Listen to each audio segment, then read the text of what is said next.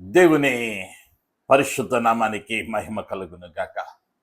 ఈ యొక్క పునరుద్ధాన దినమందు మరి ఒక పర్యాయం మీతో దేవుని మాటలను పంచుకొనటానికి దేవుడు చూపిన కృపకై, ఇచ్చిన ఆయుష్కై, ఆరోగ్యమునకై మొదటిగా నా దేవాతి దేవునికి స్తుతులు స్తోత్రాలు చెల్లిస్తూ ఉన్నాను. దేవుని నామానికి మహిమ కలుగును గాక. హల్లెలూయా, హల్లెలూయా.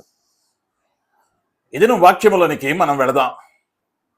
పేతురు రాసిన మొదటి పత్రిక 5వ అధ్యాయం 21వ వచనములోని 2వ భాగాన్ని మనం చదువుకుందాం.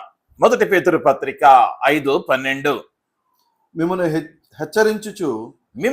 హెచ్చరించుచు ఇదియే దేవుని సత్యమైన కృప అని సాక్ష్యము చెప్పుచు సంక్షేపముగా వ్రాసి మీకు నమ్మకమైన సహోదరుడని నేనెంచిన సిల్వాను చేత దీనిని పంపుచున్నాను. దేవుని నామానికి మహిమ కలుగును గాక. అపోస్తులుడైన పేతురు ఈ పత్రికను వ్రాశాడని మనం ఎరిగిన వారం.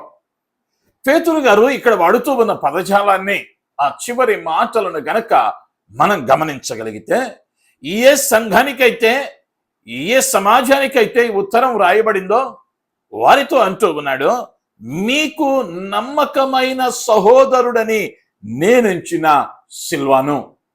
పేతురు గారు ఈ సిల్వాను అనబడిన వ్యక్తిని నమ్మకస్తుడని, నమ్మకమైన సహోదరుడని, నాకు మాత్రమే కాదు మీకును అతడు ఎలా ఉన్నాడయ్యా అంటే నమ్మకమైన వానిగా ఉన్నాడు అన్న విషయాన్ని జ్ఞాపకం చేస్తూ ఉన్నాడు.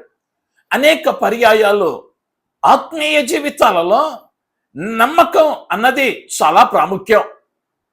దేవుని ఎదుట నమ్మకమైన వారముగా మనం ఉంటేనే మన జీవితాలు ఆశీర్వాదకరంగా ఉంటాయి.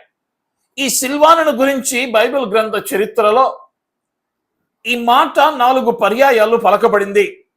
మొదటి తెస్సలోనికలకు వ్రాసిన మొదటి పత్రిక 1వ అధ్యాయము 1వ వచనములో పౌలు ప్రారంభిస్తూ ఈ యొక్క సిల్వానును గురించి వ్రాస్తూ ఉంటాడు. సిల్వాను, తిమోతి అన్న సందర్భాన్ని అక్కడ వాడతాడు.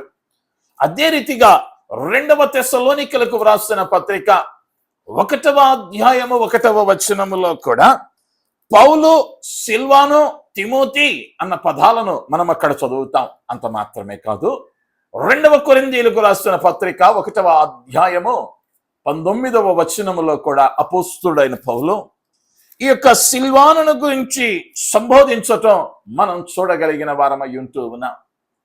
ఎందుకు అంత ప్రత్యేకంగా పేతురు గారే కానీ, అపోస్తులుడైన పౌలే కానీ సిల్వానును గురించి రాశారు అన్న విషయాలను ఈ దినం మనం ధ్యానించబోతూ ఉన్నాం.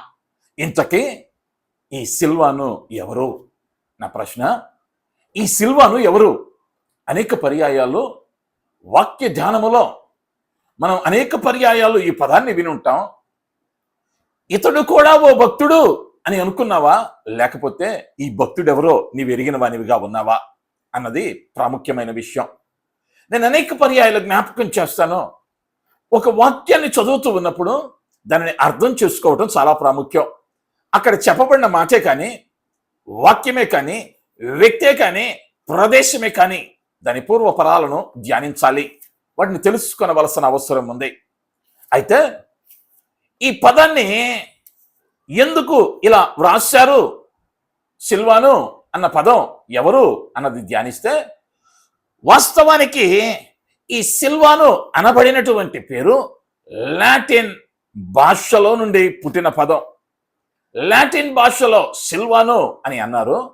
అయితే అదే సిల్వానును గ్రీకులు ఏమన్నాడయ్యా అంటే శీలా అని అన్నాడు. అంటే శీల కానీ సిల్వాను కానీ ఇరువురు ఒకటే. కానీ కొన్ని పత్రికలలో లాటిన్లో అతని పేరు సంబోధించబడింది, కొన్ని ప్రాంతాలలో గ్రీకులు సంబోధించబడింది. అంతేకాని శీల వేరు, సిల్వాను వేరు కాదు. అనేక పర్యాయాలు ఈ భాగాన్ని చదివినా ఈ వ్యక్తి ఎవరో అని అనుకుని ఉండవచ్చు. ఈరోజు అర్థం చేసుకుందాం. ఈ సిల్వాను శీలగా చెప్పబడుతూ ఉంది బైబిల్ గ్రంథంలో. అంత మాత్రమే కాదు, కొన్ని ఆంగ్ల తర్జుమాలలో ఈ యొక్క 1 తెస్సలోనికలకు 1:1 కానీ, 2 తెస్సలోనిక 1:1 కానీ, కొరింథీయులకు రాస్తున్న 2వ పత్రిక 1వ అధ్యాయము 9వ వచనమే కానీ, ఇక్కడ వాడిన సిల్వాను అన్న పదానికి బ్రాకెట్లో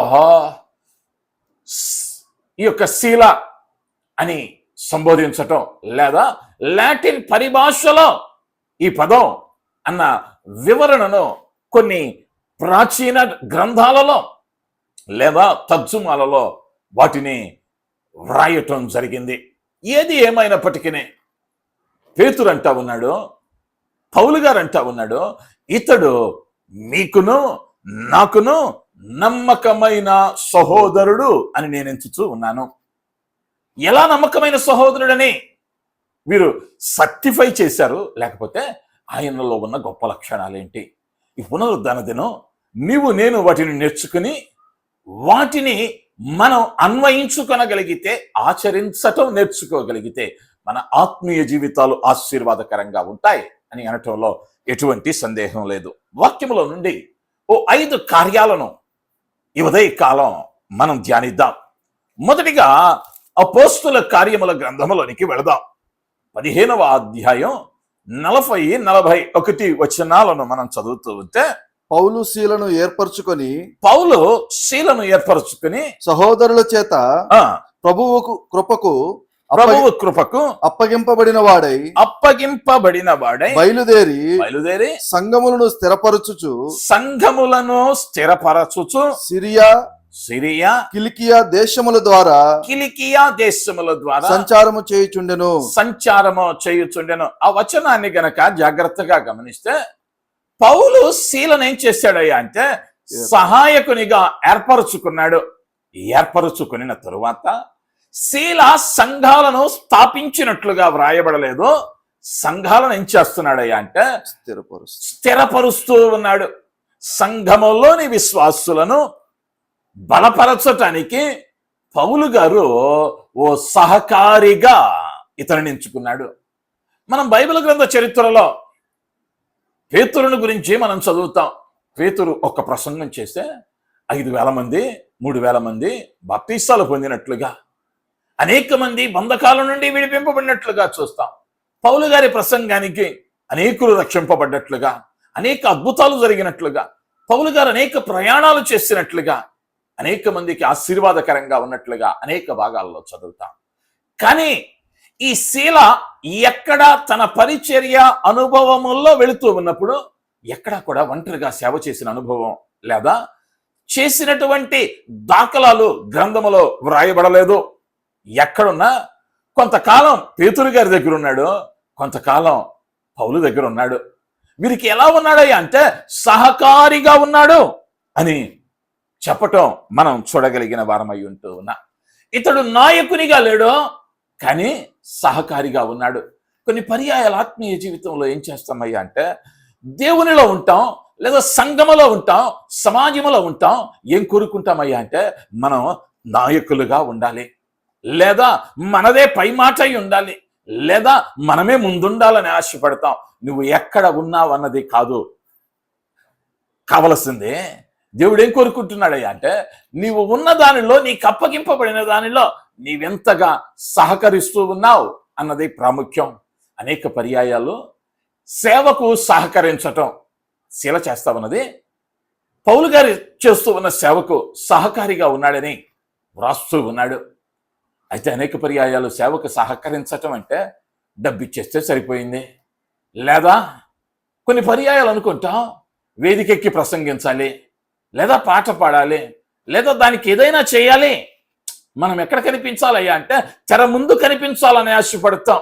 నువ్వు తెర ముందు కనిపించావా, వెనకున్నావా అన్నదే కాదు నా దేవునికి ప్రాముఖ్యత. నీవు ఎలా సహకరిస్తూ ఉన్నావు అన్నది చాలా అవసరమైనదిగా ఉంటూ ఉన్నది. నిన్ను ఎలా ఉండాలని నా ప్రభువు సృష్టించాడయ్యా అంటే సేవకు సహకారినిగా నీ ఉండాలని నా ప్రభువు చిత్తమై ఉంటూ ఉన్నది. ఈ శీల చక్కని సహకారి, నమ్మకమైన సహకారి అని చెప్పబడింది. కానీ ఎక్కడా కూడా తన స్థాయిని తాను గొప్పగా ఊహించుకున్న అనుభవాలు దాఖలాలు లేవు. సేవకునిగా ఉండి కూడా, సహాయకునిగా ఉండి కూడా అక్కడ ఆయన ఏ అద్భుతాలు చేసినట్లుగా, లేదా తనకున్నటువంటి ఆ పరపతిని, ఆ వేదికను వాడుకోకుండా దేవుని మహిమపరచే పౌలు గారి పరిచర్యకు సహకారిగా నిలిచాడు. పాత నిబంధన చరిత్రలో మనకు చక్కని ఉదాహరణ మనం గమనించగలిగితే, నిర్గమకాండము 4వ అధ్యాయములోనికి మనం వెళితే 14 నుంచి మనం చదువుతూ ఉంటే, ఆయన మోషే మీద కోపపడి లేవీయుడగు నీ అన్నయ్యైన అహరోను లేడా? లేవీయుడగు నీ అన్నయ్యైన అహరోను లేడా? అతడు బాగుగా మాట్లాడగలడని నేను ఎరుగుదును. ఇదిగో అతడు నిన్ను ఎదుర్కొన వచ్చుచున్నాడు. అతడు నిన్ను చూచి తన హృదయమందు సంతోషించును. దేవుని నామానికి మహిమ కలుగును గాక. హల్లెలూయా. ఈ భాగం ఎప్పుడు ఎలా జరుగుతూ ఉన్నది అన్న మాటలను గమనిస్తే, దేవుడైన యెహోవా మోషేని ఏర్పరచుకున్నాడు. 10లో నుంచి మాట్లాడాడు, నువ్వు రావాలయ్యా, ఐగుప్తుకు వెళ్ళిన ఆయన, అక్కడ 430 సంవత్సరాల బానిసత్వంలో ఉన్నటువంటి నా జనులను విడిపించడానికి నిన్ను నాయకునిగా ఎంచుకున్నాను, నువ్వు రావయ్యా అంటే, అయ్యా నా వల్ల కాదయ్యా, ఇంకెవరినన్నా పంపించు, నా మాట ఎవరింటారు అక్కడ అన్నాడు. నేను నీకు తోడుగా ఉంటానన్నాడు. నువ్వు నాతో ఉన్నావని వారెట్లా నమ్ముతారు అని అంటే అద్భుతాలను చూపించాడు. నీ కర్ర వేయమన్నాడు, కర్ర పాము అయింది. తోక పట్టుకోమన్నాడు, ఆ పాము కర్ర అయింది. అద్భుతం చూపించాడు దేవుడు. అయినా కూడా అంటున్నాడు తర్వాత, అయ్యా నేను నోటి మాంద్యం కలిగిన వాడును, నాకు మాట చక్కగా రాదు, నా మాట ఎవరు వింటారయ్యా అంటే దేవుడు అక్కడ చక్కగా ప్రారంభించాడు మాట. అప్పుడు యెహోవా అతనిపై కోపపడి, దేవుడు ఎన్నిసార్లు చెప్పినా ఏమైందయ్యా అంటే, లోబడటంలా ప్రభు కోపం వచ్చింది. కోపం వచ్చి ప్రభు అంటా ఉన్నాడు, నేను నీకు అహరోనును, నీ అన్నయ్య అయిన అహరోను ఉన్నాడు కదా, అతడు చక్కని మాట నేర్పరి కలిగిన వాడు, అతనిని నీకు నోటిగా ఇస్తాను.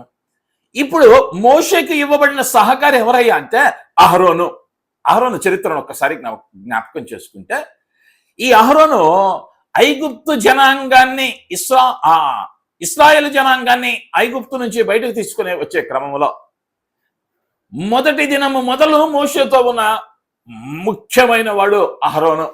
అయినప్పటికీ అహరోను తనంతట తానుగా ఏ నిర్ణయం తీసుకున్నట్లుగానో, లేదా ఓ కార్యం చేయమని చెప్పినట్లుగానో ఎక్కడ వినపడలేదు, వ్రాయబడలేదు.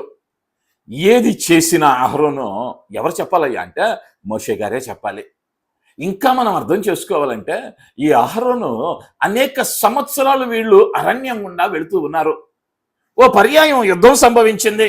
17వ అధ్యాయంలోనికి వస్తే 12వ వచనములో మనం చదువుతాం.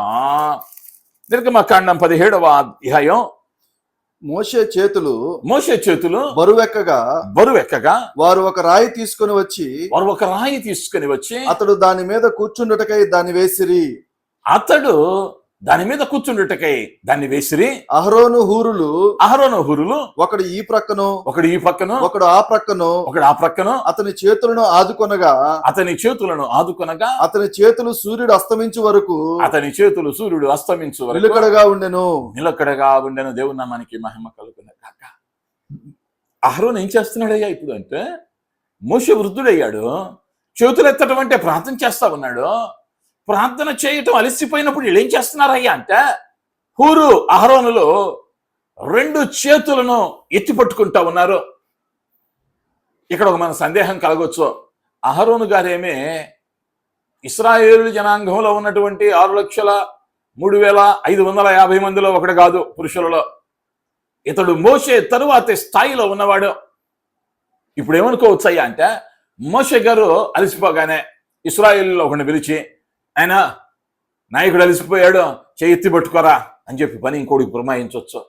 కానీ ఇతడు ఏం చేస్తున్నాడయ్యా అంటే, తనకు అప్పగింపబడిన పని దేవుడు అన్నాడు, నువ్వు సహకారిగా ఉండాలి మోషేకి, కాబట్టి మరి ఒకరికి ఇవ్వట్లా పని. ఇతడే ఏం చేస్తున్నాడయ్యా అంటే, నాయకుడైనప్పటికీ లేదా అందరి మీద మోషే తరువాతి వానిగా ఉన్నప్పటికీ మోషే చేతులు పైకెత్తి పట్టుకుంటూ ఉన్నాడు. దేవుడు కూడా అనేక పర్యాయాలు నిన్ను ఒక స్థాయిలో, ఓ స్థితిలో నిన్ను సహకారిగా ఉండటానికి నిర్ణయించాడు. ఆ స్థాయిలో నీవు ఉన్నప్పుడు దానిని నువ్వేం చేయకూడదయ్యా అంటే మరి ఒకని వైపు మరల్చటం నీ నమ్మకత్వం కాదు. అది భారమైనా, అది కష్టమైనా ఆ భారం ఏం చేయాలయ్యా అంటే నువ్వు నమ్మకంగా ముందుకు సాగవలసిన అవసరం ఉంది. ఈ అహరోను ఎక్కడ నాయకునిగా చెప్పబడలా. లేదా ఇంకో రకంగా మనం ఆలోచించుకుంటే మోషే గారి తర్వాత ఇశ్రాయేలు జనాంగానికి నాయకుడిగా ఎవరు ఉండాలయ్యా అంటే మొదటి రోజు నుంచి ఉన్నటువంటి ఈ అహరోను గారే ఉండాలి. కానీ దేవుడు ఏం చేశాడయ్యా అంటే తర్వాత వచ్చినటువంటి యెహోషువను నాయకుడిని చేయమన్నాడు. అంటే అహరోనునేమో సహకారునిగా ఇచ్చాడు, యెహోషువనేమో నాయకుడిని చేశాడు. ఎందుకు ఈ పరిణామం జరిగింది అని అంటే సహకారిగా ఉన్న సమయంలో ఓ చిన్న పొరపాటు చేస్తాడు. మోషే దేవుడు ఇశ్రాయేలు ప్రజలను ఎట్లా నడిపించాలని అడగటానికి సీనాయి పర్వతం కొండ మీదకి వెళితే 40 దినాలు అయ్యేసరికి ఈ ఇశ్రాయేలు జనాంగముల అలజడి రేగి మోషే ఏమాయనో మనల్ని నడిపించే నాయకుడు ఇప్పుడు లేడు అని మనల్ని నడిపించడానికి ఒక దూడం చేసుకుందాం అనగానే సహజంగా అహరోన్ గారు ఏం చెప్పాలయ్యా అంటే రే తప్పిదే, వస్తానన్నాడు, దేవుడు చెప్పాడు, దేవుడు మాట్లాడతాడు, మీరు వేచి ఉండండి అని చెప్పాలి. కానీ మోషే దృష్టి ఎటుమలిందయ్యా అంటే ఈ యొక్క అహరోను దృష్టి ఎటుమలిందయ్యా అంటే జనుల వైపు మళ్ళీ జనులు ఎక్కడ వ్యతిరేకతను వెళ్ళిపుచ్చుతారనని వారితో కలిసిపోయి దూడను చేసుకుని ఆ దూడను ఆరాధిస్తూ ఉన్నారు. ఎప్పుడైతే ఈ సంఘటన జరిగిందో దేవుడు కోపోద్రేకుడు అయ్యాడు. ఇతనికి ఏం కాలేదయ్యా అంటే ఇన్నేండ్లు మోషేకు నమ్మకంగా సహాయకునిగా ఉన్నా కూడా ఆ చిన్న కార్యంలో అహరోను గురించి మరి ఏ తప్పు వ్రాయబడలా. ఇదొక్కటే పొరపాటు. ఈ ఒక్క పొరపాటుకి ఏం చేశాడయ్యా దేవుడు అంటే కానానులోనికి ప్రవేశం ఇవ్వలా. నీవు నేను అనుకుంటా ఉన్నామేమో ఈ చిన్న బలహీనతను బట్టి, ఈ చిన్న అతిక్రమమును బట్టి, ఈ చిన్న అలవాటును బట్టి దేవుడు త్రోసివేస్తాడా? ఖచ్చితంగా మోషేను అహరోనును పక్కన పెట్టిన దేవుడు నిన్ను నన్ను పక్కన పెట్టడం అది చాలా చిన్న కార్యం. ఈరోజు నీవు ఒక తీర్మానం తీసుకోవాలి. నీ ఆత్మీయ జీవితంలో నీవు ఓ విశ్వాసిగా ఉంటే నీవెలా ఉండాలయ్యా అంటే నీవున్న సంఘములో సహకారిగా ఉండాలి, నీవున్న కుటుంబానికి సహకారిగా ఉండాలి, లేదా నీవున్న సమాజంలో సహకారిగా ఉండాలి. అంతేకాని మనం క్రైస్తవులంగా ఉండే స్వార్థపూరితమైన కార్యాలలో మనం పాలు పంచుకునే వారంగా ఉండకూడదు. మొదటిగా ఈ యొక్క సిల్వాను లేదా శీలలో ఉన్నటువంటి గొప్ప లక్షణం, అతడు సహకారిగా, నమ్మకమైన సహకారిగా ఉన్నాడు. రెండవదిగా మనం గమనిస్తే అపోస్తుల కార్యముల గ్రంథము 15వ అధ్యాయం 32వ వచనానికి వద్దాం. మరియు యోదాయు శీలయు కూడా ప్రవక్తలయుండి ఉండినందున పెక్కు మాటలతో సహోదరులను ఆదరించి స్థిరపరిచిరి. దేవుని నామానికి మహిమ కలుగును గాక. హల్లెలూయా. రెండవదిగా చెప్పబడుతూ ఉంది, వీళ్ళు ఏం చేస్తారయ్యా అంటే శీల యూదాలు పెక్కు మాటల చేత వారిని ఆదరించారు, బలపరిచారు అని రాశాడు. పెక్కు మాటలు అని అంటే మనకు గుర్తొచ్చే మొదటి పదం ఎక్కువ మాటలు. మనం సాధారణంగా ఎవరినైనా కోప్పడేటప్పుడు వారు ఏదైనా మాట్లాడనకూడని మాట్లాడితే అనే పదం ఎక్కువ మాట్లాడొద్దు అన్న పదం వాడతాం. కానీ ఇక్కడ వాడబడిన పదం కూడా అదే. అతడు ఎక్కువగా మాట్లాడి లేదా అతను అధికముగా మాట్లాడి అన్న విషయాన్ని మనం అక్కడ చూస్తూ ఉన్నాం. అయితే BBE అనేటువంటి వర్షన్లో బేసిక్ బైబిల్ ఇంగ్లీష్ అనేటువంటి తర్జుమాలో ఆ పదాన్ని ఇలా రాశాడు, gave teaching to the brothers. అంటే సహోదరులకు ఏం చేశాడయ్యా అంటే బోధను అందించాడు. మరి ఒక తర్జుమాలో అన్నాడు లాంగ్ టీచింగ్ అని అన్నాడు, అంటే సుదీర్ఘమైన బోధన చేశాడు. కొన్ని పర్యాయాల్లో పదార్థాలను చూసి పౌలు గారే లేదా శీల గారే ఎక్కువ మాట్లాడేవాడు, మేము మాట్లాడితే ఏముందండి. ఇక్కడ మాట్లాడింది ఎక్కువ మాటలు కాదు. ఇక్కడ ఏం చేశాడయ్యా అంటే దేవుని వాక్యమనబడిన బోధను విస్తారముగా ప్రకటించి అక్కడ ఉన్నటువంటి యూదులనే కానీ ఇశ్రాయేలు జనాంగాన్నే కానీ చీకటిలో మునిగిపోతూ ఉన్న వారికి సువార్తను అందించాడు. ఏదో ఒక మాట చెప్పి దేవుడు మంచోడయ్యా నమ్ముకోయ్యా అని విడిచిపెట్టల. ఇది క్లుప్తమైన సువార్త. కానీ ఈయన చేసిన బోధ ఎలాంటిదయ్యా అంటే సుదీర్ఘమైన మాటలతో, అందుకని వాడాడు పెక్కు మాటలతో, అధికమైన మాటలతో, ఎక్కువ మాటలతో వాడిని ఏం చేశాడయ్యా అంటే బలపరచుచు వచ్చాడు. నేను కూడా ఏమై ఉండాలని దేవుని చిత్తమయ్యా అంటే దేవుని వాక్యాన్ని ప్రకటించే వారంగా ఉండాలి.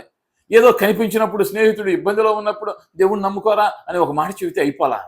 నువ్వేం చేయాలయ్యా అంటే మానక వానికి స్వార్థను అందించేవానివిగా మార్చబడాలి. బైబిల్ గ్రంథంలో స్వార్థను అందించినటువంటి వారు లేదా దేవుని జనాంగాన్ని దేవుని వైపు త్రిప్పిన వారి చరిత్రలను మనం గమనిస్తే పాత నిబంధన గ్రంథములో ఒక్కసారి మొదటి సమూయేలు గ్రంథానికి వస్తే 7వ అధ్యాయములో 3-4 వచనాలను చదువుతూ ఉన్నప్పుడు మొదటి సమూయేలు 3-4 సమూయేలు ఇశ్రాయేలీలందరితో ఇట్లనెను మీ పూర్ణ హృదయముతో యెహోవా యొద్దకు మీరు మళ్ళుకొనిన ఎడల మీరు మరలుకొనిన ఎడల అన్య దేవతలను అష్టారోతు దేవతలను మీ మధ్య నుంచి తీసివేసి పట్టుదల కలిగి యెహోవా తట్టు మీ హృదయములను త్రిప్పి ఆయనను సేవించుడి. అప్పుడు ఆయన ఫిలిష్తీయుల చేతిలో నుండి మిమ్మల్ని విడిపించును. దేవుని నామానికి మహిమ కలుగును గాక. హల్లెలూయా. ఈ 2 వచనాలను ధ్యానించే ముందు ఆ ముందున్న వచనాలే కానీ దాని ముందున్న అధ్యాయమే కానీ అర్థం చేసుకోవలసిన అవసరం ఉంది. దేవుడు ఇశ్రాయేలులకు అందించినటువంటి ఆ నిబంధన మందసం తీసుకుని వస్తా ఉన్నారు. ఫిలిష్తీయులు దాన్ని పట్టుకుని వారిలో కొందరు ఆ మందస్సంలో ఏముందోనని తెరచి చూడగా 70,000 మంది హతులయ్యారు. ఈ వార్త ఈ ఇశ్రాయేలుల జనము చెవిట పడిన వెంటనే భయము నొందారు. ఇప్పుడు ఆ ఫిలిష్తీయులు వచ్చి అయ్యలారా ఈ మందస్సము మా మధ్య నుంచవద్దు, ఇప్పటికే 70,000 మందిని చచ్చిపోయాం, ఇక ఇది ఉంటే ఇంకెన్ని ప్రమాదాలు జరుగుతాయో, ఇంకెంత దేవుని ఉగ్రత మా మీద రగులుకునిద్దో, దయతో దీన్ని ఎక్కడికి తీసుకెళ్ళండి అంటే మీ మధ్యకి తీసుకెళ్ళండి అని అంటా ఉన్నారు. అయితే ఇక్కడ వీరి పరిస్థితి ఎట్లా ఉందయ్యా అంటే అన్య దేవతలను పూజిస్తూ ఉన్నారు, అష్టారోతు దేవతలను పూజిస్తూ ఉన్నారు, విగ్రహారాధికులుగా వీరు మార్చబడ్డారు అనేకులు. అయితే వీళ్ళు వచ్చి ఇప్పుడు సమూయేలు దగ్గర అడుగుతూ ఉన్నారు, అయ్యా సమూయేలు, మేము నాశనము కాకుండానట్లు, ఫిలిష్తీయులు మమ్మల్ని పట్టుకొని పోకుండానట్లు నీవు మా కొరకు ప్రార్థన చెయ్యి.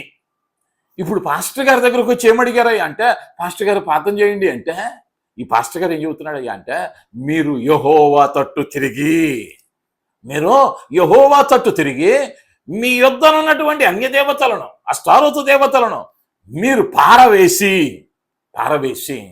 మీరు గనక ఆయన వైపు తిరిగితే, మీ పూర్ణ హృదయముతో ఆయన వైపు తిరిగితే ఆయన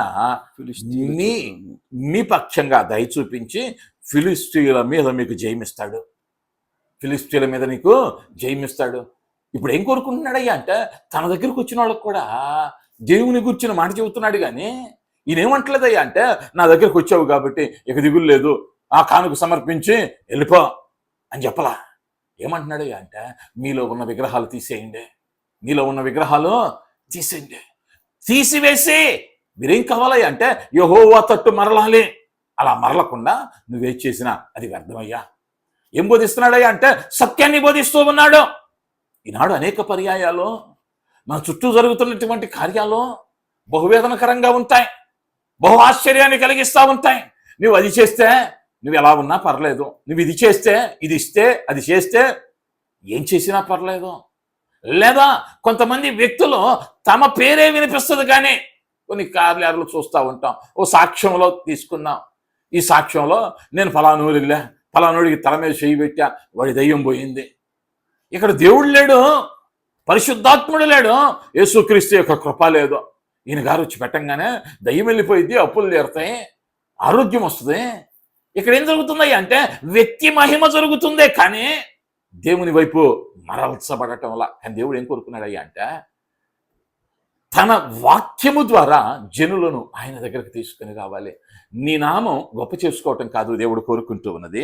ఆయనకి ఏం కావాలయ్యా అంటే మన మాటలు కాదు, దేవుని వాక్యమే నీ పరిచర్యకు, నీ కుటుంబానికి కేంద్రంగా ఉండాలి. ఆ వాక్యానికి అటైనా ఇటైనా నువ్వు మరలకూడదు. వాక్యానుసారమైనదిగా నువ్వు ప్రకటించే బోధ ఉండాలి. నువ్వు చెప్పేది చిన్న వాక్యమైనా అది ఎలా ఉండాలయ్యా అంటే వాక్యములో సరితూగేదిగా ఉండాలి. కానీ 7 రోజులు ఉపవాసం ఉంటే, 4 రోజులు అటు వెళ్తే, 3 రోజులు తింటే ఏమీ జరగదు. ఎక్కడ మార్పు రావాలయ్యా అంటే నీ హృదయంలో మార్పు రావాలి, నీ ప్రవర్తనలో మార్పు రావాలి. వాక్యం చెబుతూ ఉన్నది అది. అదే యెహోషువ వారికి చెబుతా ఉన్నాడు. నేను క్షమించాలి, అదే సమూయేలు ప్రవక్త వారికి చెబుతా ఉన్నాడు. అయ్యలారా నా దగ్గరికి వచ్చారు, మంచిదే, నేను ప్రార్థన చేస్తా, కానీ మీరేం చేయాలి అంటే మీలో ఉన్న విగ్రహాలను పారవేయండి, మీలో విగ్రహాలను తీసివేయండి, అప్పుడు యెహోవా దయ చూపిస్తాడు అని చెబుతూ ఉన్నాడు. అంత మాత్రమే కాదు, మూడవదిగా మనం గమనించగలిగితే అపోస్తుల కార్యముల గ్రంథము 16వ అధ్యాయం 37వ వచనం. అపోస్తుల కార్యముల 16:37. అయితే పౌలు వారు న్యాయము విచారింపకయే రోమీయులమైన మమ్మును బహిరంగముగా కొట్టించి చెరసాలలో వేయించి ఇప్పుడు మమ్మను రహస్యముగా వెళ్ళగొట్టుదురా మేము వప్పము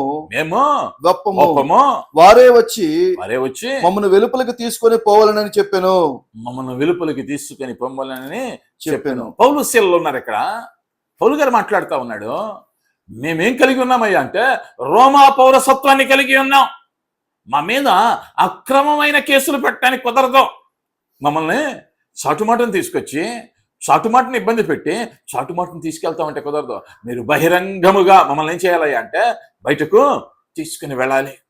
అంటే వీరికున్న రోమా పౌరసత్వం ఎలాంటిదయ్యా అంటే బలమైనది, వారి కాపుదలనిచ్చేది. కానీ వీరి నిరీక్షణ ఎలా ఉన్నదయ్యా అంటే ఫిలిప్పీలకు రాసిన పత్రికలోనికి వెళ్ళినప్పుడు 3వ అధ్యాయం 20వ వచనానికి వచ్చినప్పుడు అక్కడ చక్కని మాటలు, మన పౌరస్థితి పరలోకమందున్నది, అక్కడ నుండి ప్రభువైన యేసుక్రీస్తు అని.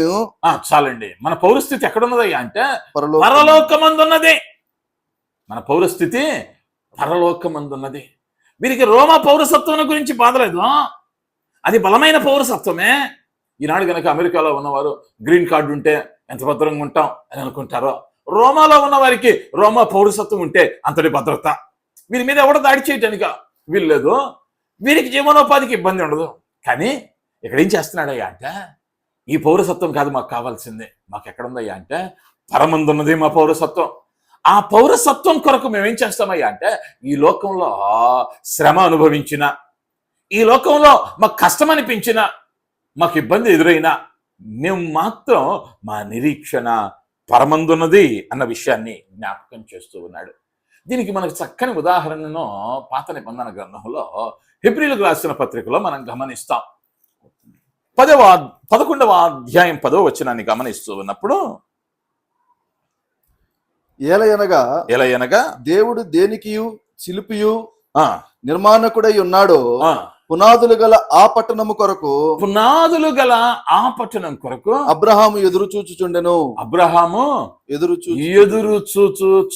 దేవుని నామానికి మహిమ కలుగును గాక. హల్లెలూయా.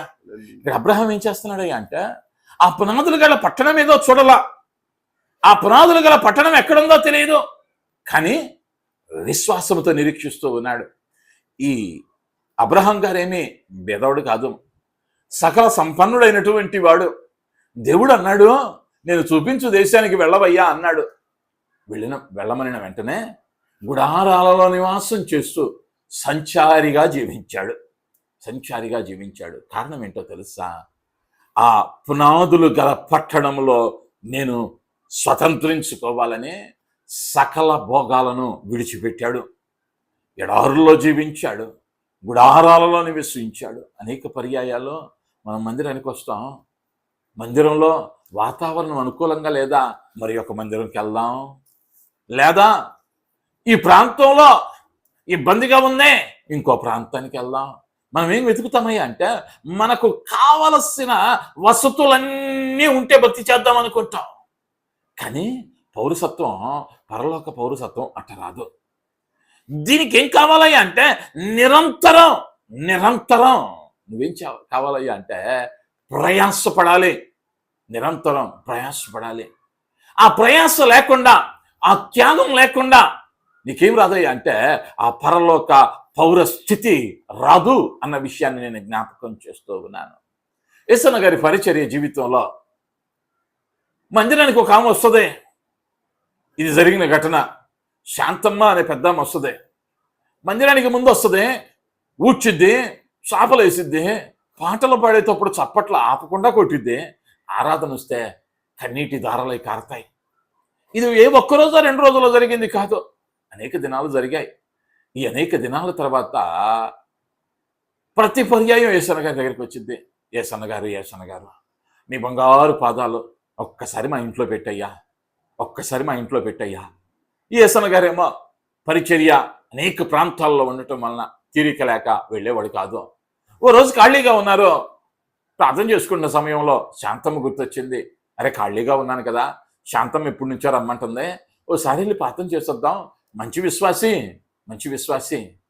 అని ఏం చేశాడయ్యా అంటే వెళదాం అనుకునేసరికి తోడున్నటువంటి సేవకులు నలుగురిని పెట్టుకొని బయలుదేరాడు. ఆమె ఉంటున్న ఇంటి సమీపంలోకి వెళ్ళాడు. వెళ్ళేసరికి ఆమె ఇంటి ముందు ఓ పెద్ద గుంపు ఉంది, గోలగోల వినిపిస్తుంది. ఏందని కొంచెం దగ్గరికి వెళ్ళేసరికి ఇరు వర్గాల వారు చెప్పకూడని భాషలో లేదా స్వచ్ఛ తెలుగులో తిట్టుకుంటూ ఉన్నారు. హోరాహోరీగా సాగుతూ ఉంది యుద్ధం. ఈ యుద్ధంలో నిన్నటి దాకా చూసిన శాంతం ఎవరయ్యా అంటే ఆరాధనలో కన్నీరు కార్చింది, అన్య భాషలతో మాట్లాడింది. ఇప్పుడేం మాట్లాడుతుంది అంటే స్వచ్ఛమైన సంస్కృతం మాట్లాడుతుంది. యేసన్న గారు ఎప్పుడు వినని తిట్లు కూడా కొత్తవన్నీ ఆడ వినేటటువంటి అవకాశం దొరికింది అన్నాడు. యేసన్న గారికి ఒకటే ఆశ్చర్యం. ఎంతలో అక్కడ ఉన్నటువంటి సేవకుడు ఒకడు వెళ్ళి, అక్క యేసన్న గారు వచ్చారని చెప్పింది. చెప్పిన వెంటనే ఇంకేం చేయాలో తెలియక స్తోత్రం అన్నా అంది. ఏమంది? స్తోత్రం అన్నా అంది. స్తోత్రం అనేసరికి ఈ యుద్ధంలో 2వ వర్గం ఉందే, ఆమెకు అర్థం కాల. ఆమె అన్యురాలు, ఆమె ఏనాడు మందిరానికి వెళ్ళలా. ఈ స్తోత్రం అంటే ఏందో తెలియదు. ఏమనుకుంది, తిట్టుల్లో ఇది పెద్ద తిట్టేమో అని ఇప్పుడు ఈమె స్టార్ట్ చేసింది. మీ నాన్నకు స్తోత్రం, మీ అమ్మకు స్తోత్రం, మీ అన్నకు స్తోత్రం, మీ చెల్లికి స్తోత్రం. గొడవంతా అయిపోయింది. ఇంటికి వచ్చారు. యేసన్న గారు కూర్చోబెట్టి, అమ్మా నువ్వు భక్తురాలు అనుకున్నావు, ఏందమ్మా అసలు ఈ గొడవ అంటే, యేసన్న నీకు తెలియదు యేసన్న, ఊరుకో, అసలు ఏమైందమ్మా చెప్పమ్మా అంటే, పొద్దున్నే 10 పిడకలు కొట్టానన్నా గోడకి, 10 పిడకలు కొట్టాను, 2 ఎత్తుకెళ్ళిందామా, 2 పిడకలు ఎత్తుకెళ్ళింది. దేని కొరకయ్యా? నిన్నటి దాకా చేసిన భక్తి పోయిందయ్యా అంటే 2 పిడకలు. ఈనాడు అనేక మంది క్రైస్తవులు భక్తి గొప్పగానే చేస్తా ఉన్నాం, పౌరస్థితి కొరకు ప్రయాసపడతా ఉన్నాం. కానీ ఈ లోకంలో కలుగుతూ ఉన్నటువంటి చిన్న చిన్న ఆనందాల వైపు ఆకర్షించబడుతూ, లేకపోతే చిన్న చిన్న కార్యాలకు నొచ్చుకుంటూ, చిన్న చిన్న కార్యాలకు కోపగించుకుంటూ ఏం చేస్తున్నామయ్యా అంటే పరలోక పౌరస్థితిని జారవిడుచుకుంటూ ఉన్నాం అన్న విషయాన్ని నేను జ్ఞాపకం చేస్తూ ఉన్నాను. జాగ్రత్తగా గమనించాలి. నీ పరలోక పౌరస్థితి నువ్వు సంపాదించుకున్నావా లేదా?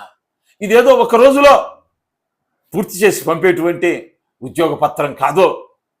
దినదినమో యేసుక్రీస్తు వారు అంటాడు, అనుదినము తన సిలువెత్తుకొని నన్ను వెంబడించాలి. అంటే ఈ పరలోక పౌరస్థితి కొరకు అబ్రహాము గారు సుదీర్ఘ ప్రయాణం చేశాడు.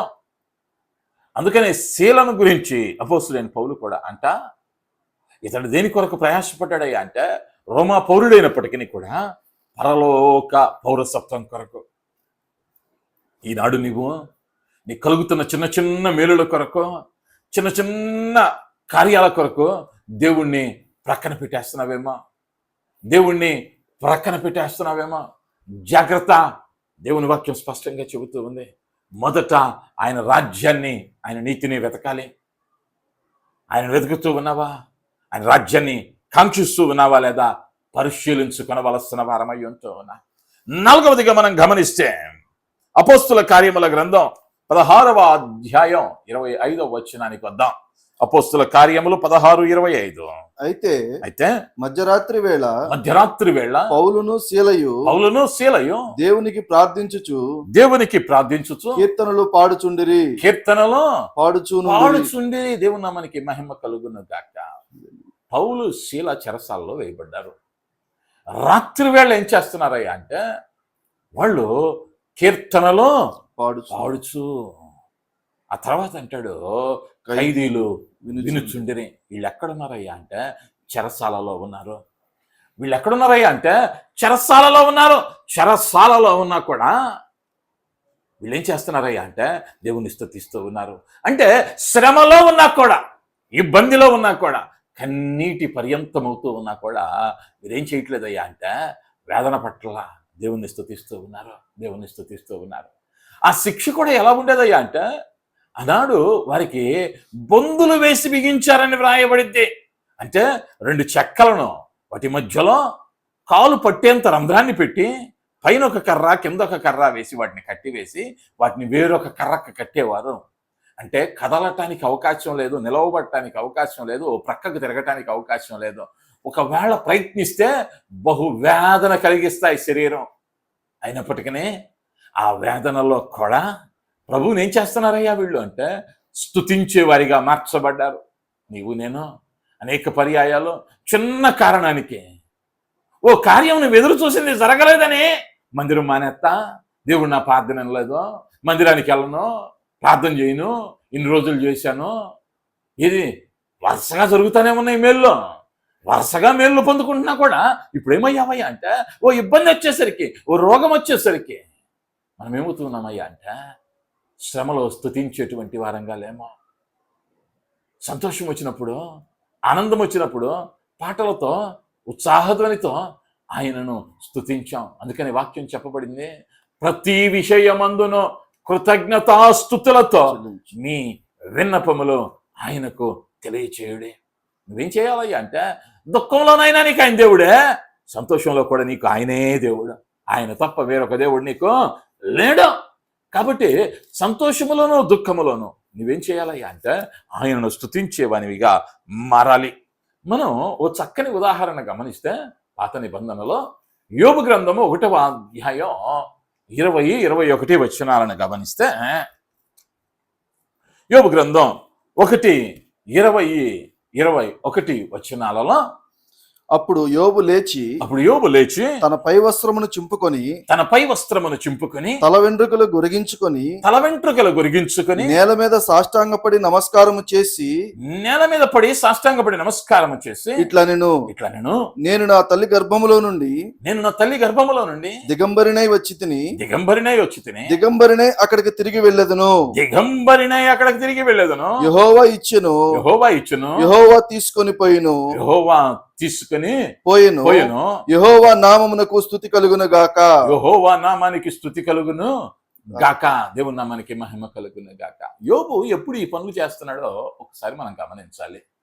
ఆ మొదటి 19 వచనాలలో కూడా మొదటిగా ఆ క్రమాన్ని గమనిస్తే ఆస్తి పోయింది, గొర్రెలు పోయాయి, పిల్లలు చనిపోయారు,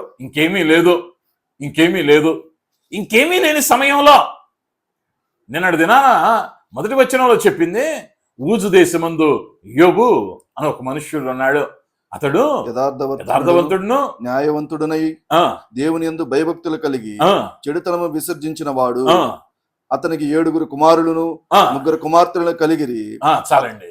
అతనికి 7 కుమారులు 3 కుమార్తెలు ఉన్నారు. యథార్థవంతుడు, నీతివంతుడు, చెడుతనమును అసహించుకున్నవాడు, గొప్ప ఐశ్వర్యవంతుడు, వేల సంపద ఉంది, పశు సంపద, అంతటి గొప్ప ఐశ్వర్యవంతుడు ఈ రోజున సమస్తాన్ని కోల్పోయి ఆ సంఘటన విన్న వెంటనే నువ్వు నేనైతే ఏందయ్యా దేవా ఇంత భక్తి చేశాను, లేకపోతే నీ పరిచర్యకి ఎంత ఇచ్చాను, ఇన్ని ఉపవాసాలు ఉన్నాను, నాకే ఇట్ట చేసావేంటి, ఎక్కడ జరిగిందయ్యా పొరపాటు అని ప్రభువుని అడిగేవాళ్ళమేమో. ఈయన అంటున్నాడు, గుడ్డలు చింపుకొని బూడిదలో పరుండి సాష్టాంగపడి, నేను తల్లి గర్భము నుండి దిగంబరిగా వచ్చాను, దిగంబరినే అక్కడికి వెళతాను, యెహోవా ఇచ్చెను, యెహోవా తీసుకుని. కొన్ని పర్యాయాలు నీ జీవితంలో శ్రమ ఎందుకు అనుభవిస్తాడయ్యా అంటే, శ్రమలో కూడా నువ్వు ఆయన స్తుతించేవానివిగా ఉండాలని. నేను గత వారాల్లో బోధించాను. శ్రమలు ఎందుకు వస్తాయ్యా అంటే, ఓ విశ్వాసికి శ్రమ ఎందుకు వస్తుందయ్యా అంటే, ఆయన నిన్ను ఎక్కువగా ప్రేమిస్తున్నాడు. ఆ ఎక్కువగా ప్రేమించబట్టి నీకు ఎక్కువ ఆశీర్వాదం ఇవ్వటానికే, ఆ ఆశీర్వాదానికి తగినట్లుగా నిన్ను మార్చటానికే ఆయన ఏం చేస్తున్నాడయ్యా అంటే, నిన్ను పరిశీలిస్తా ఉన్నాడు. ఆ పరిశీలించే క్రమంలో నువ్వు గనక దారి తప్పితే, నువ్వు గనక ఫెయిల్ అయితే ఆ ఆశీర్వాదాన్ని కోల్పోతావు. యోబు కూడా అదే పరీక్షలో ఉన్నాడు. ఆ పరీక్షలో అయితే ఇక్కడ గొప్ప మర్మాన్ని మనం అనేక పర్యాయాలు మరచిపోతా ఉంటాం. దేవుడు తనకిచ్చిన ఆస్తినంతా తీసేశాడు, ఇచ్చిన సంతానం 10 మంది చనిపోయారు, ఉన్న ఇళ్ళు పోయినాయి, పనివారంతా పారిపోయారు. కానీ ఒక్కటి మాత్రం తీసేయాల మోషేకు. ఏందయ్యా అంటే, తన భార్య. ఇంతమందిని తీసేసినాడు దేవుడు, ఏమని ఎందుకు ఉంచాడు? అనేక పర్యాయాలు మనకు అర్థం కాదు. ఒకవేళ మనం అనుకుంటాం, భార్య ఉంటే కదయ్యా పోరుండేది, రేపు అనొద్దా, నీ దేవుడు ఏం చేశాడు, మాట్లాడి చచ్చిపోరాదా అనాలిగా. అందుకు కాదు దేవుడు ఉంచింది.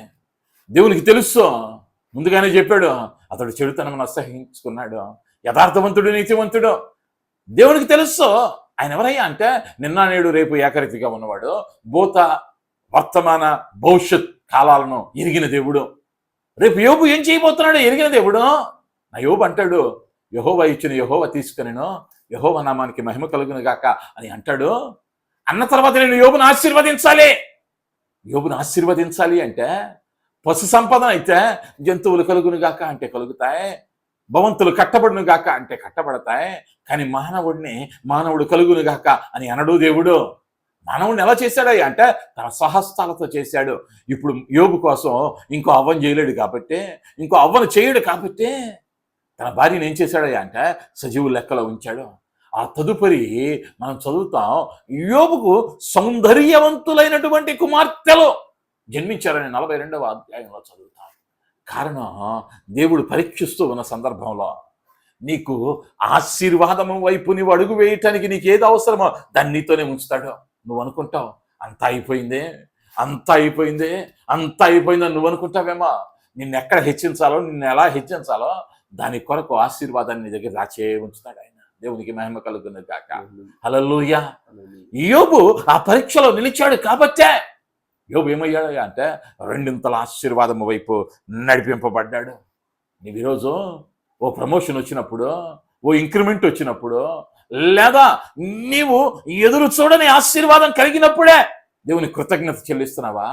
లేదా నీ చుట్టూ వారికి ఇంక్రిమెంట్ వచ్చినా, లేదా నీ చుట్టూన్న వారు ఆశీర్వాదకరంగా ఉన్నా, అయ్యా నన్ను ఈ స్థితిలో ఉంచినందుకు నీకు వందనాలయ్యా అని చెప్పగలిగిన స్థితిలో నీవున్నావా, నేనున్నానా పరిశీలించుకొనవలసిన అవసరం ఉంటుంది.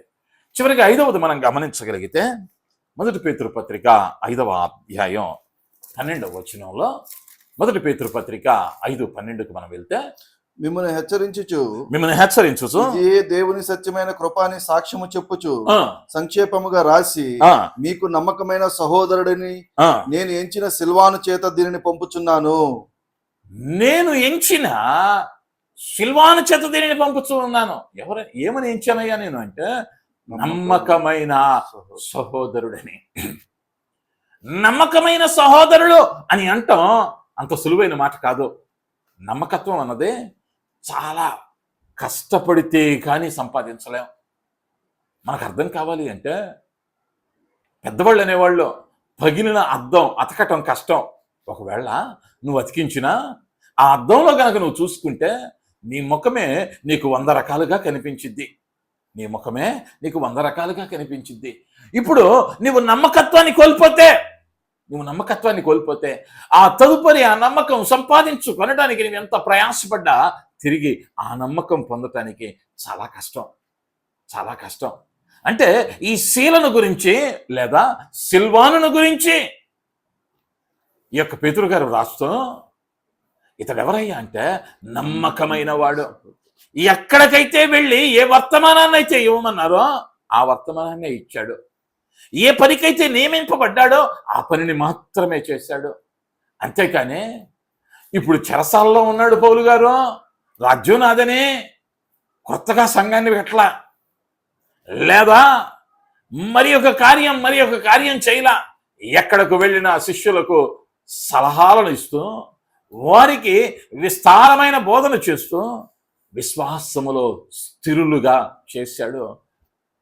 సిల్వాను పేతురుకు నమ్మకమైన వాడు, పౌలుకు శీల నమ్మకమైన వాడు.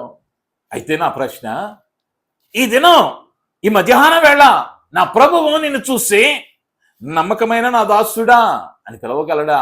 ప్రశ్నించుకొనవలసిన అవసరం ఉంది.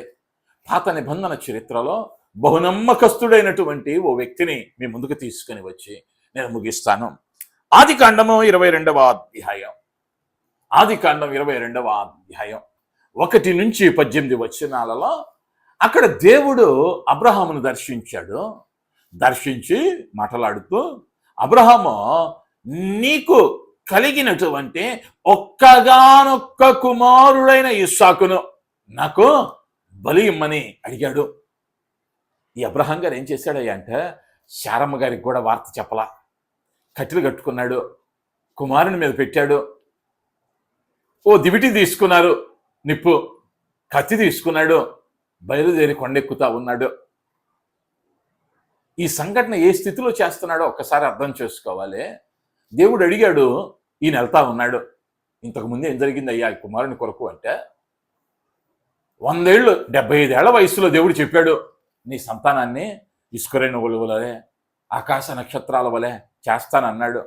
100 ఏళ్ళు వచ్చినాక 99వ ఏట శారమ్మ అంటదే, నా స్త్రీ ధర్మం నిలచిపోయింది, నా గర్భము ఉడికిపోయింది, నేను సంతానం కనలేను అని నవ్వుతా ఉంది. కానీ ఆ వయస్సులో సంతానాన్ని ఇచ్చాడు. 100 ఏళ్ల కుమారుణ్ణి ఇస్తే ఇప్పుడు ఆ కుమారుడు 12 ఏళ్ల వయసుకు వచ్చేసరికి తిరిగి బలి ఇవ్వమంటా ఉన్నాడు. ఇప్పుడు అబ్రహాం గారు ఏం చేయట్లేదయ్యా అంటే సందేహింపక దేవునికి నమ్మకస్తునిగా ఉండే ఆ ఒక్కగానొక్క కుమారుణ్ణి బలి ఇవ్వటానికి వెళ్తా ఉన్నాడు. ఒకవేళ శారమ్మకు చెబితే లేక పుట్టినోడు ఎందుకయ్యా, కొంచెం ఆలోచించయ్యా అంటదేమోనని ఒకవేళ వెళ్ళాడేమో. కానీ పరుగున వెళ్తా ఉన్నాడు, కుమారుణ్ణి తీసుకొని వెళ్తా ఉన్నాడు. మనం ఇక్కడ గమనించాలి, నీ గనక ఎవరైనా ఒక ఉద్యోగం ఇప్పించారు, ఆ ఉద్యోగం ఎన్నేళ్లకు వచ్చిందయ్యా అంటే ఓ 5 ఏళ్లకి నువ్వు వెంటబడగా ఓ ఉద్యోగం ఇప్పించాడు అనుకున్నావు. ఓ 3 నెలలు చేసావు, ఓ 6 నెలలు చేసావు. చేసిన తర్వాత అరే వేరే ఉద్యోగం ఇప్పిస్తాను, ఈ ఉద్యోగం మానేరా అన్నాడు అనుకో, నువ్వేం చేస్తా? వెంటనే మానేస్తావా? లేదా మనమనే మాట ఏందయ్యా అంటే ఆ ఉద్యోగం చూడు, ఆ ఉద్యోగం చూసిన తర్వాత దానిలో చేరిన తర్వాత ఇది మానేస్తాను అని అంటావు. కానీ ఇక్కడ అబ్రహాం గారు ఆ మాట అనలా, అయ్యా నువ్వు నాకు ఇంకో సంతానాన్ని ఇస్తే వీడిని అర్పణగా ఇస్తానలా. ఉన్న ఒక్కగానొక్క కుమారుణ్ణి ఎక్కడ దాకా దేవుడు పరీక్షించాడయ్యా అంటే కత్తెత్తేశాడు అబ్రహాం గారు. మరి కొన్ని సెకనుల్లో ఇస్సాకు 2గా వధించబడతాడన్న సమయంలో దేవుడు జవాబు ఇచ్చాడు. మరి నువ్వు ఇది నాన్న దేవుడు నిన్ను ఎందుకైతే ఎన్నుకున్నాడో, ఏదైతే నిన్ను చేయమన్నాడో, విశ్వాసిగా నువ్వు ఎట్లుండాలో దానిలో నువ్వు నమ్మకంగా ఉన్నావా? లేదా చిన్న కార్యాలకి, చిన్న అవసరాలకి అబద్ధమాడుచు, వాక్యం చెప్పబడింది, అబద్ధమాడు పెదవులు యెహోవాకు హేయములో. చిన్నయ్యే ఓ 100 రూపాయలు లాభం దొరికిద్దంటే దేవుణ్ణి పక్కన పెట్టేస్తున్నావేమో, లేదా ఓ పూట కూటి కొరకు నీ విశ్వాసాన్ని పక్కన పెడుతున్నావేమో, నీ నమ్మకత్వాన్ని కోల్పోతున్నావేమో. దేవునికి ఎవరు కావాలయ్యా అంటే దేశంలో నమ్మకస్తులైన వారు ఎవరైనా కలరేమోనని యెహోవా కన్నులో కనిపెట్టి చూచుతున్నవి అన్న మాట లేఖనాలలో ఉంది. అబ్రహాము దేవునికి నమ్మకంగా ఉన్నాడు. ఎలాంటి పరిస్థితులు ఉన్నాయా అంటే ఇక బిడ్డలను కంటానన్న ఆశ లేకపోయినా నా దేవుడు ఏం చేయగలడయ్యా అంటే శూన్యములో నుండి సమస్తము చేయగలడన్న నమ్మకంతో, విశ్వాసముతో నమ్మకంగా జీవించాడు. ఈరోజు దేవుడు నీతో మాట్లాడుతూ ఉండగా ఆయన నిన్ను చెయ్యమన్న కార్యం, ఆయన నిన్ను ఏ మార్గంలో నడవమన్నాడో అన్న బోధ ప్రక్కన పెట్టి నీ ఉద్దేశాలను, నీ అనుకూలతను లేదా నీ అభివృద్ధిని కాంక్షిస్తూ ఒకవేళ ఈ లోకంలో వెనకబడిపోతా ఉన్నావేమో, దేవుని ఎదుట నమ్మకత్వాన్ని కోల్పోతూ ఉన్నావేమో, జాగ్రత్త. ఆయన దేశాంతరము వెళుతూ కొందరికి తలాంతుల్ని ఇచ్చి వెళ్ళాడు. 5, 2, 1. 5 వాడు 10 చేశాడు, 2, 4 అయినాయి. 1 వాడు మాత్రం నువ్వు వచ్చి మళ్ళా నన్ను అడుగుతావని తెలుసయ్యా, అందుకని దీన్ని ఏం చేశానయ్యా అంటే భూమిలో త్రవ్వి దాచి పెట్టాను, ఇదిగో నీ నాణ్యం అన్నాడు. కానీ 5 ఇచ్చిన వాడు ఆ తలాంతులను ప్రభువు కొరకు వాడాడు, వ్యాపారం చేశాడు. 5, 10 అయినాయి. వాడిని చూసి దేవుడు అన్నాడు, బడా నమ్మకమైన మంచి దాసుడా అన్నాడు. ఒక్క తలాంతు ఉన్నవాడిని అన్నాడు, ఒరే చెడ్డ దాసుడా అన్నాడు. ఈరోజు నీ నమ్మకత్వం విషయంలో నా దేవుడు నిన్ను చూసి ఏమనబోతా ఉన్నాడో? నమ్మకమైన వాడు అని నిన్ను గూర్చి సాక్ష్యం ఇవ్వగలడా? నిన్ను చూచి ఆయన సాక్ష్యం ఇచ్చే స్థితిలో నీ జీవితం ఉన్నదా లేదా అన్న విషయాన్ని జ్ఞాపకం చేసుకునవలసిన వారమై ఉంటుంది. ఈ జీవితంలో ఎన్నో పోరాటాలు ఎదురవచ్చు. శీల సుఖవంతమైన జీవితం మధ్య పరిచర్య చేసిన వాడు కాదు, చెరసాల అనుభవాలు తెలుసు, తృణీకరింపబడిన వాడు లేదా పలు పర్యాయాలు గాయపరచబడినవాడు అయినప్పటికీ 5 కార్యాలు ఈ యొక్క శీల జీవితంలో మనం గమనించాం. మొదటిగా అతడు ఎవరయ్యా అంటే నమ్మకమైన సహోదరుడు లేదా సహకారి. దేవుని సేవలో సహకారిగా ఉన్నాడు. నువ్వు సంఘంలో ఉన్నావు, లేదా నువ్వు ఒక మందిరంలో ఉన్నావు, లేదా దేవుని పనివానిగా ఉన్నావు. ఆయన పని, ఆయన నామ మహిమ కొరకు సరి అయిన సహకారిగా ఉన్నావా లేదా? లేదులే, చేసేవాళ్ళు చేస్తారు, మనం చూసేవాళ్ళం అని నీ సహకారాన్ని అందించక వెనుతిరుగుతూ ఉన్నావేమో. దేవుడు లెక్క అడుగుతాడు. నీ నమ్మకత్వాన్ని కోల్పోవద్దు. రెండవదిగా అతడు ఏం చేస్తూ ఉన్నాడయ్యా అంటే వాక్యాన్ని ప్రకటించిన వ్యక్తి. వాక్యాన్ని ప్రకటించిన వ్యక్తి. ఈరోజు నీ చుట్టుప్రక్కన బహుభయంకరమైన చీకటిలో అనేకులు ఉన్నారే. ఓ మాట చేత, నీకు తెలిసిన 4 మాటలతో, శీలైతే పెక్కు మాటల చేత, దీర్ఘ సందేశాల చేత వాక్యాన్ని బోధించి అనేకులను స్థిరపరచాడు. నీవు ఆ స్థితిలో ఉన్నావా లేదా ఓసారి ప్రశ్నించుకో. అంత మాత్రమే కాదు, రోమా పౌరసత్వం కలిగి ఉండేయో పరలోక పౌరసత్వము కొరకు ఎదురు చూసిన వాడు, ప్రయాసపడినవాడు. నువ్వు దేని కొరకు ప్రయాసపడుతున్నావు ఈ లోకంలో? నువ్వు కోట్లు పెట్టి ఖర్చు పెట్టినా పరలోక పౌరసత్వం రాదు. దానికి ఏం కావాలయ్యా అంటే నీవు అనుదినము ప్రయాసపడాలి. ధనం కోసం నీ సమయాన్ని వెచ్చిస్తూ ఉన్నావా? దానికంటే అమూల్యమైనది నా దేవుడు ఇచ్చేటువంటి పరదేశం. నువ్వు కూడగడుతూ ఉన్నటువంటి కోట్ల కంటే వెలకట్టలేనిది నా ప్రభు యొక్క పరదేశు పునాదులు కలిగిన పట్టణం. ఆ పట్టణంలో నీవు ప్రవేశించగలిగే అర్హతను నువ్వు పొందావా? ప్రశ్నించుకోవాలి. 4వదిగా ఏం చేశాడయ్యా అంటే శ్రమలో కూడా ప్రభువును స్తుతించాడు. సంతోషం వచ్చినప్పుడే కాదు దేవుడు, శ్రమలో కూడా ఆయన్ను స్తుతించాలి. ఉద్యోగం ఇచ్చినా ఆయన దేవుడే, ఉద్యోగం పోయినా కూడా ఆయన దేవుడే. ఆయన మారని దేవుడు. ఆరోగ్యం ఉన్నా దేవుడే, ఆరోగ్యం లేకపోయినా దేవుడే. నేను ఏ స్థితిలో ఉన్నా నీకు నమ్మకంగా ఉండే కృపనివ్వు దేవా అని ఆయనకు ప్రతి స్థితిలో నువ్వు కృతజ్ఞత కలిగిన వారంగా ఉండాలి. చివరిగా ఎలా ఉన్నాడయ్యా శీల అంటే నమ్మకమైన వానిగా ఉన్నాడు. నువ్వు నమ్మకంగా ఉన్నావా? దేవునికి నమ్మకంగా ఉంటూ ఉన్నావు, బాగుందే. అంత మాత్రమే కాదు, నీ కుటుంబానికి నమ్మకంగా ఉండాలి, నీ సంఘానికి నమ్మకంగా ఉండాలి, నీ భార్యకు నువ్వు నమ్మకంగా ఉండాలి, నీ భర్తకు నువ్వు నమ్మకంగా ఉండాలి, నీ పిల్లలకు నువ్వు నమ్మకంగా ఉండాలి, నీ పిల్లలు తల్లిదండ్రులకు నమ్మకంగా ఉండాలి. మనం అనుకుంటాం దేవుడు చూస్తున్నాడులేండి, దేవుడికి నమ్మకంగా ఉంటే చాలండి అని అనుకుంటా ఉంటాం. సరిపోలా. దేవుని యేసుక్రీస్తు వారి జీవిత చరిత్రలో ఓ చక్కని మాట వ్రాయబడింది. యేసుక్రీస్తు వారు ఆయన జ్ఞానమందును వయస్సునందును దేవుని దయే అందును మనుష్యుల దయే అందును వర్ధిల్లుచుండెను. ఏమండి, యేసుక్రీస్తుకే ఏమవసరమైందయ్యా అంటే మనుష్యుల దయ అవసరమైంది.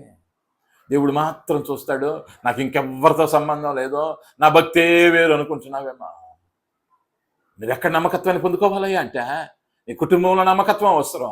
దేవుని దగ్గర నమ్మకంగా ఉంటూ ఉన్నావు, మంచిదే. అంత మాత్రమే కాదు, నీ చుట్టూ ఉన్న వారికి కూడా నువ్వు నమ్మకంగా ఉండాలి. సంఘానికి నమ్మకంగా ఉండాలి, నీ చుట్టూ ఉన్న వారికి నమ్మకంగా ఉండాలి. ప్రతి విషయంలో నమ్మకంగా ఉండగలిగితే నిన్ను గురించి కూడా నా దేవుడు అంటాడు, నేను నమ్మినటువంటి నమ్మకమైన సహోదరుడు సిల్వాను అని పేతురు సాక్ష్యం ఇచ్చినట్లుగా నిన్ను చూసి కూడా నా దేవుడు నా నమ్మకమైన సహోదరుడు అని చెప్పగలడా? ఒకసారి పరిశీలించుకుంటూ తల వంచుదాం, కళ్ళు మూసుకుందాం. చిన్న ప్రార్థన. కృప కలిగిన మా యేసయ్య, దయ కలిగిన మా తండ్రి, ఉదయ కాలమందు సిల్వాను యొక్క జీవితంలో నుండి మాతో మాట్లాడినటువంటి ఈ గొప్ప మాటలను బట్టి మీకు వందనాలు అయ్యా. నీ బిడలు వినిన వాక్యాన్ని నాయన బిడల హృదయాల్లో పదిలపరచండి అయ్యా. పరిచర్యలో సహకారులుగా బిడలను ఉంచండి అయ్యా. బిడలో నీ స్వార్థను ప్రకటించేవారిగా బిడలను ఉంచండి అయ్యా. నీ పరదైసును స్వతంత్రించుకోవాలన్న ఆశ బిడల్లో ఎక్కువగా ఉంచండి. శ్రమలో కూడా నిన్ను స్తుతించేవారిగా అయ్యా, నీకు నమ్మకమైన బిడలుగా నీ బిడలు ఉండినట్లుగా తగిన జ్ఞానం ఇచ్చి నీ కృపను కుమ్మరించి దీవెన ఆశీర్వాదముతో నిండారుగా దీవించి మహిమ పొందమని యేసు నామములో అడుగుతున్నాను తండ్రి. ఆమేన్, ఆమేన్.